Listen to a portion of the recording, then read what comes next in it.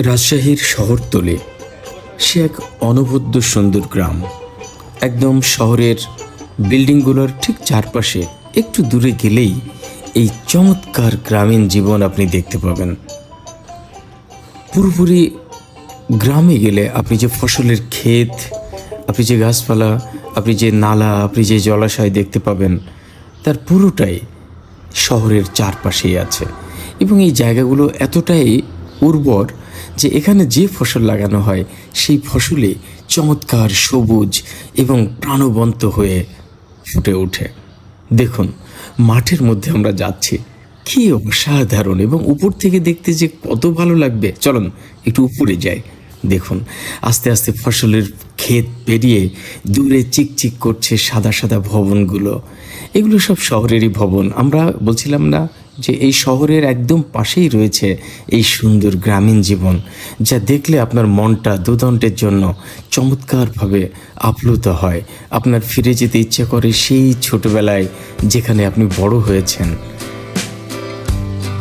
একটি সুন্দর ফসলের ক্ষেত, একটি সুন্দর সবুজের আস্তরণ যা আপনার মনকে স্থির করে, একটি চমৎকার মিঠো পথ। দেখুন কি অসাধারণ সুন্দর একটি গাছ এবং গাছের নিচে সেই সুন্দর রাস্তা। আপনার মন চাইবে বিকেল হলেই এমনি সুন্দর একটি রাস্তায় বেশ কিছুক্ষণ হেঁটে বেড়াতে, অথবা আপনার সাইকেল বা বাইকটি নিয়ে একটু ঘুরে বেড়াতে। চমৎকার স্নিগ্ধ, অক্সিজেনে সমৃদ্ধ, পলিউশন ফ্রি একটি জায়গা। এই শহরের মানুষ সারাদিন যে পলিউশন সৃষ্টি করে, সেখান থেকে একটু বেরিয়ে এখানে গেলেই কিছুটা সময়ের জন্য এই পলিউশন মুক্ত জায়গাটি ঘুরে আসা সম্ভব। ঠিক এর বিপরীতে শহরের অবস্থাটা দেখুন। শহরের মধ্যে কি সাংঘাতিক জঞ্জাল, আবর্জনা তৈরি হচ্ছে প্রতিনিয়ত। চারিদিকে ইট, কাঠ, পাথরের জঞ্জাল। এই জায়গাটি আজ থেকে 4-5 বছর আগেও একদম ফাঁকা ছিল। এখানে বালু ভরাট করে এটি চমৎকার ফাঁকা ছিল বলতে একটি ছোট ছোট জলাশয়ের মতো নিচু ভূমির মতো জায়গাটি ছিল, এবং এই জায়গাটি পরিত্যক্ত জায়গার মতো ছিল। অথচ সেই জায়গাটিতে বালু দিয়ে ভরাট করে এই ইট, কাঠ, পাথরের জঞ্জাল তৈরি করা হচ্ছে। নগর সভ্যতার নামে এই ভবনগুলো একের পর এক গড়ে উঠছে এই সুন্দর জায়গাটিতে। চারিদিকে এখনও কিছুটা সবুজ দেখা যাচ্ছে। রাজশাহী শহরের বিশেষ করে আমার বাসা যে এলাকায় তেরোখাদিয়া, এই তেরোখাদিয়ার পশ্চিম প্রান্ত আপনি দেখতে পাচ্ছেন প্রচুর গাছপালা। সেটি একটু দূরে আসলে বসুয়া সহ ওই পাশটায় আলীনগর, এই এলাকাটা এখনও এরকম গাছ প্রচুর পরিমাণে রয়েছে। মাঝে মাঝে এরকম ভবন তৈরি হচ্ছে।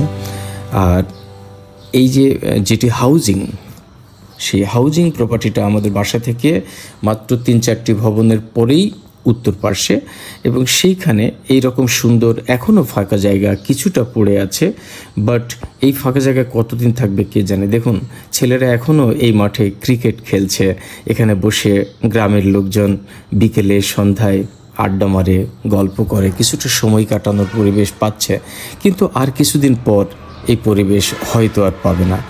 দেখুন, চারপাশটা ধীরে ধীরে আস্তে আস্তে ঘিঞ্জি বস্তির মতো গড়ে উঠছে একটু একটু করে। কোথাও মানুষের কোনো অবসর নেওয়ার জায়গা নেই, কোথাও মানুষের বসার জায়গা নেই। একটু বসে দুদণ্ড জিরোবে, বন্ধুদের সঙ্গে আড্ডা দিবে, গল্প করবে, সেই জায়গাগুলো কোথায় যেন হারিয়ে যাচ্ছে প্রতিদিন, প্রতি ক্ষণে ক্ষণে। এই ফাঁকা মাঠটিও ভরে উঠছে বড় বড় ভবনে।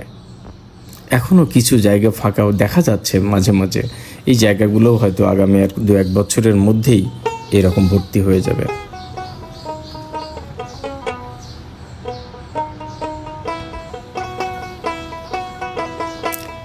মাঝে মাঝে ভাবতে বড় কষ্ট হয়, আমাদের এই জঞ্জাল, আবর্জনা, ইটকাঠ, পাথরের এই ভবনগুলো, এটি মানুষই বাস করে। আসলে সত্যি কথা, আমরাই বাস করি, কিন্তু এই বাসের মধ্যে কৃত্রিমতা ছাড়া কিচ্ছু নেই। দিনে দিনে বাংলাদেশের লোক সংখ্যা যে হারে বেড়ে যাচ্ছে, তাতে এছাড়া হয়তো কোনো উপায়ও নেই। আমরা আর কিছুক্ষণের মধ্যে এমন একটা জগতে আপনাদের নিয়ে যাব। দেখুন, এই যে এলাকাটি তৈরি হয়েছে, তার আগে এখানে কি ছিল দেখুন এই যে ভবনগুলো দেখতে পাচ্ছেন, আমের বাগান, মূলত এইখানেই ছিল আমাদের ফাঁকা জায়গাটি, সেটি কিনেই আমরা আমাদের এই বড় বড় ভবন তৈরি করেছি। এই রকম সুন্দর জায়গাটি ছিল 2015-16 সালের দিকে। চারিদিকে এত ফাঁকা নির্জন, রাস্তাটা কেবল তৈরি হচ্ছে। এই চিকন রাস্তাটি আমাদের বাসার উত্তর পাশ দিয়েই, পাশের লোকালয়। এখানে এখনও মনে হচ্ছে কত প্রাকৃতিক সুন্দর ছিল, নিরিবিলি ছিল জায়গাটি, অথচ সেই জায়গাটি ভরে উঠল ধীরে ধীরে ধীরে এই রকম ঘরবাড়িতে। আমাদের ভবনের পাশেই অসংখ্য হাইরাইজ ভবন গড়ে উঠেছে এবং দেখতে পাচ্ছেন এই যে তীর চিহ্ন দেওয়া, এটি আমাদের ভবন, 10তলা ভবন। এর পাশে সবগুলোই 10তলা, 12তলা, কোনোটা 15তলাও হওয়ার অপেক্ষায় রয়েছে।